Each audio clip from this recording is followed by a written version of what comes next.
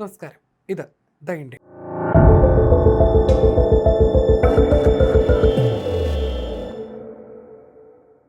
World directory of modern military aircraft അഥവാ WDMMA പുറത്തുവിട്ട 2026 പുതിയ റിപ്പോർട്ട് പ്രകാരം ലോകത്തിലെ ഏറ്റവും ശക്തമായ സൈനിക വ്യോമ വിഭാഗങ്ങളിൽ 6ാം സ്ഥാനത്ത് ഇന്ത്യ എത്തിയെന്നുള്ള വാർത്ത ഇന്നലെ നമ്മൾ കണ്ടു കഴിഞ്ഞാണ്.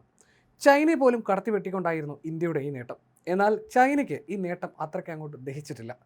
റേറ്റിംഗ് ശാസ്ത്രീയമല്ലെന്നും യഥാർത്ഥ യുദ്ധശേഷി പ്രതിഫലിപ്പിക്കുന്നില്ലെന്നും ആരോപിച്ച് ചൈനീസ് പ്രതിരോധ വിദഗ്ധരും ചൈനീസ് സർക്കാർ മാധ്യമങ്ങളും രംഗത്തെത്തിയിട്ടുണ്ട്. വെറും വിമാനങ്ങളുടെ എണ്ണം മാത്രം നോക്കിയല്ല WDMMA ഈ പട്ടിക തയ്യാറാക്കിയിരിക്കുന്നത്. വിമാനങ്ങളുടെ വൈവിധ്യം, ലോജിസ്റ്റിക് പിന്തുണ, പ്രവർത്തന സന്തുലിതാവസ്ഥ, സുസ്ഥിരത, വ്യോമസേനയുടെ ഘടന എന്നിവ സമഗ്രമായി വിലയിരുത്തുന്ന ട്രൂ വാല്യൂ റേറ്റിംഗ് അഥവാ TVR എന്ന പ്രത്യേക രീതിയാണ് ഇതിനായി ഉപയോഗിച്ചത്. വിമാനങ്ങളുടെ എണ്ണത്തിൽ ചൈന മുന്നിലാണെങ്കിലും ഈ രീതിയിലുള്ള വിലയിരുത്തലിൽ ഇന്ത്യൻ വ്യോമസേന ചൈനയെ മറികടക്കുകയായിരുന്നു. വിമാനങ്ങളുടെ എണ്ണത്തിൽ വളരെ മുന്നിലാണ് ചൈനയെങ്കിലും ഏത് സാഹചര്യത്തിലും യുദ്ധം ചെയ്യാനുള്ള സങ്കീർണമായ ശേഷിയിൽ ഇന്ത്യൻ വ്യോമസേനയാണ് മികച്ചതെന്നാണ് ഈ റേറ്റിംഗ് വ്യക്തമാക്കുന്നത്. ചൈനീസ് സൈനിക വിമാനങ്ങളുടെ എണ്ണം 3000-ന് മുകളിലാണെന്നതാണ് കണക്കാക്കപ്പെടുന്നത്. കൂടാതെ അത്യാധുനിക J-20 സ്റ്റെൽത്ത് യുദ്ധവിമാനങ്ങൾ അതിവേഗം നിർമ്മിക്കാനുള്ള ആഭ്യന്തര ശേഷിയും അവർക്കുണ്ട്. എന്നിട്ടും ഈ സങ്കീർണമായ വിലയിരുത്തലിൽ ഇന്ത്യ ചൈനയെ മറികടക്കുകയായിരുന്നു. ഈ കണ്ടെത്തലുകൾ യാഥാർത്ഥ്യവുമായി ഒട്ടും പൊരുത്തപ്പെടുന്നില്ല എന്നാണ് ഗ്ലോബൽ ടൈംസ് ഉൾപ്പെടെയുള്ള ചൈനീസ് ഔദ്യോഗിക മാധ്യമങ്ങളിലെ പ്രതിരോധ നിരീക്ഷകരുടെ വാദം. ഇത് വെറും പേപ്പർ പവർ മാത്രമാണെന്ന് മുൻ ചൈനീസ് നേവി ഉദ്യോഗസ്ഥനും പ്രതിരോധ വിദഗ്ധനുമായ ഷാങ് ജുൻഷെ ഉൾപ്പെടെയുള്ളവർ ആരോപിക്കുന്നു.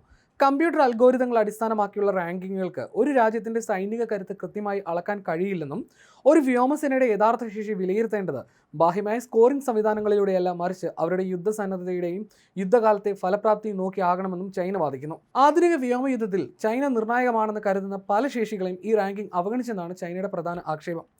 റാങ്കിങ്ങിനെതിരെ ചൈന ഉന്നയിക്കുന്ന പ്രധാന ആക്ഷേപങ്ങളിൽ ചിലത് ഇവയാണ്. ഒന്നാമതായി, ഡ്രോൺ കരുത്ത് അവഗണിച്ചു എന്ന ആരോപണമാണ്. ആധുനിക വ്യോമയുദ്ധത്തിൽ നിർണായകമായ മനുഷ്യരില്ലാ വിമാനങ്ങളുടെയും ഇലക്ട്രോണിക് യുദ്ധമുറകളുടെയും സാന്നിധ്യം ഈ റാങ്കിങ്ങിൽ വേണ്ടത്ര ഉൾപ്പെടുത്തിയിട്ടില്ല. നെറ്റ്വർക്ക് അധിഷ്ഠിത യുദ്ധമുറകളെക്കുറിച്ചാണ് മറ്റൊരു പ്രധാന ആക്ഷേപം.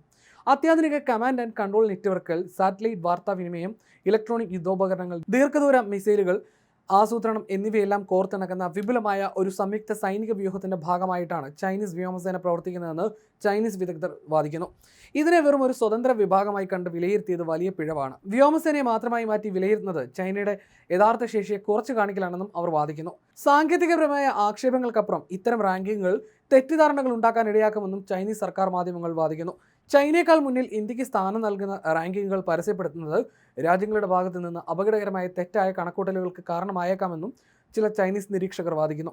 സൈനിക ശേഷിയുമായി ബന്ധപ്പെട്ട വാർത്തകളെയും വിലയിരുത്തലുകളെയും ചൈന വളരെ ശ്രദ്ധയോടെയാണ് കൈകാര്യം ചെയ്യാറുള്ളതെന്നും പ്രാദേശിക എതിരാളികളെക്കാൾ തങ്ങൾ പിന്നിലാണെന്ന് ചിത്രീകരിക്കുന്ന വിലയിരുത്തലുകളെ അംഗീകരിക്കാൻ ചൈന പൊതുവെ തയ്യാറാകില്ലെന്നും നിരീക്ഷകർ ചൂണ്ടിക്കാട്ടുന്നു. വിമാനങ്ങളുടെ എണ്ണത്തേക്കാൾ വ്യോമസേനയുടെ മൊത്തത്തിലുള്ള പ്രകടനത്തിനാണ് തങ്ങൾ മുൻഗണന നൽകിയതെന്ന് WDMMA വ്യക്തമാക്കുന്നുണ്ടെങ്കിലും ഈ തർക്കം അവസാനിക്കുന്നില്ല. ഇൻഡോ പസഫിക് മേഖലയിൽ ശക്തി തെളിയിക്കാൻ ഇരു രാജ്യങ്ങളും തമ്മിൽ നിലനിൽക്കുന്ന കടുത്ത മത്സരത്തിന്റെ പ്രതിഫലനമാണ് ചൈനയുടെ ഈ ശക്തമായ പ്രതികരണമെന്നാണ് അന്താരാഷ്ട്ര നിരീക്ഷകർ വിലയിരുത്തുന്നത്.